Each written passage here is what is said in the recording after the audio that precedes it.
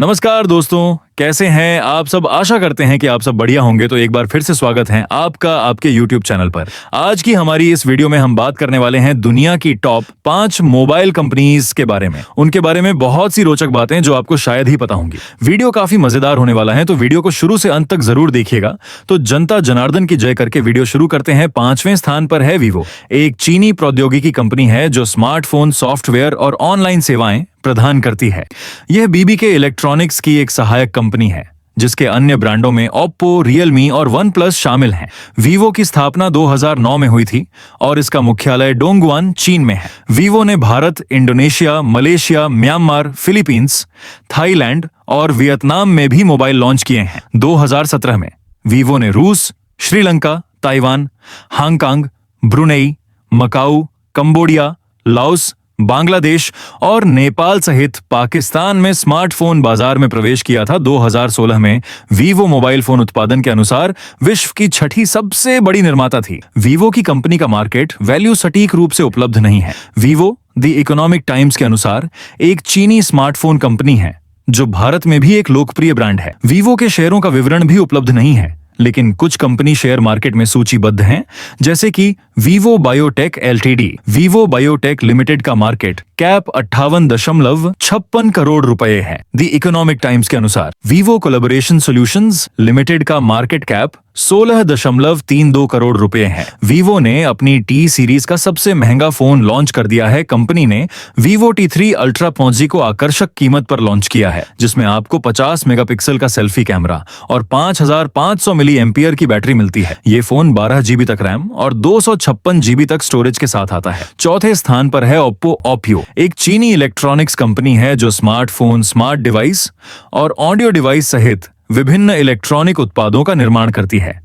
इसका मुख्यालय डोंगुआन, गुआंगडोंग में है। यह बीबीके इलेक्ट्रॉनिक्स की सहायक कंपनी है जिसके अन्य ब्रांडों में वीवो, रियलमी और वन प्लस शामिल है। ओप्पो कंपनी का बाजार मूल्य 26 अप्रैल 2025 को स्पष्ट रूप से उपलब्ध नहीं है। हालांकि ओप्पो बीबीके इलेक्ट्रॉनिक्स का एक हिस्सा है और 2018 में ओप्पो और वीवो दोनों ने भारत में 10,000 करोड़ रुपए से अधिक की बिक्री की थी। ओप्पो कंपनी का सबसे महंगा mobile Oppo dealer Oppo find X2 Pro 5G है। ओप्पो कंपनी की स्थापना 2001 में हुई थी और इसका रजिस्ट्रेशन भी चीन में हुआ था, लेकिन इसे 2004 में टोनी चेन ने आधिकारिक तौर पर लॉन्च किया था। तीसरे स्थान पर है एमआई। Xiaomi की स्थापना अप्रैल 2010 में चीनी उद्यमी लेई जून द्वारा की गई थी। उनके साथ साझेदार भी हैं। कंपनी लगातार दुनिया की शीर्ष स्मार्टफोन निर्माताओं में शुमार है। इसका मुख्यालय बीजिंग में है। Xiaomi कंपनी मुख्य रूप से इलेक्ट्रॉनिक्स, सॉफ्टवेयर और घरेलू उपकरणों का निर्माण और बिक्री करती है। ये smartphone, smart TV, laptop, smart watch और अन्य स्मार्ट होम डिवाइस बनाती है।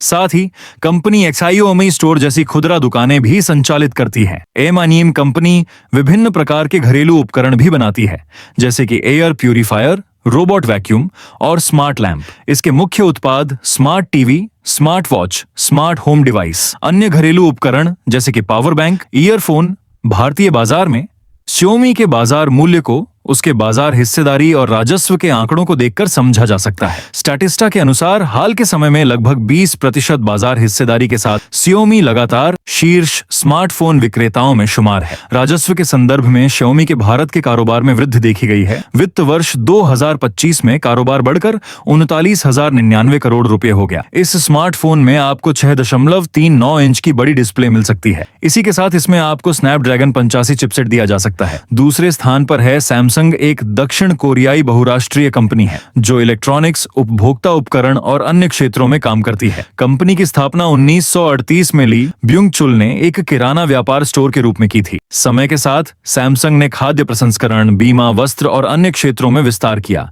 और अंततः 1960 के दशक में इलेक्ट्रॉनिक्स उद्योग में प्रवेश किया। इसका मुख्यालय सुवान, दक्षिण कोरिया में है। 2009 से राजस्व के मामले में दुनिया की सबसे बड़ी सूचना प्रौद्योगिकी कंपनी। इसका पहला इलेक्ट्रॉनिक उत्पाद 1969 में बना ब्लैक एंड व्हाइट टीवी था। सैमसंग ने 1980 में मोबाइल फोन बनाना शुरू किया। इसके प्रमुख उत्पाद smartphone, TV, memory chips, solid state drive, laptop इत्यादि। सैमसंग बहुत से वैरायटी के फोन बनाता है। सैमसंग का सबसे महंगा mobile phone Samsung S25 ultra है, जिसकी कीमत 1,60,000 रुपए है। अब दिल थाम के बैठ जाइए, क्योंकि अब हम नाम लेने जा रहे हैं दुनिया की टॉप मोबाइल फोन कंपनी का जो है एप्पल एक बहुराष्ट्रीय प्रौद्योगिकी कंपनी है जो अपने उपभोक्ता इलेक्ट्रॉनिक्स, सॉफ्टवेयर और ऑनलाइन सेवाओं के लिए जानी जाती है। इसकी स्थापना 1976 में स्टीव जॉब्स, स्टीव वोजनियाक और रोनाल्ड वेन द्वारा की गई थी, जिसका आरंभिक नाम एप्पल कंप्यूटर था। कंपनी का मुख्यालय क्यूपर्टिनो, कैलिफोर्निया में है। वे आईफोन, आईपैड और मैक कंप्यूटर जैसे उत्पादों के लिए प्रसिद्ध हैं। रोनाल्ड वेन ने कंपनी की सह स्थापना के मात्र 12 दिन बाद ही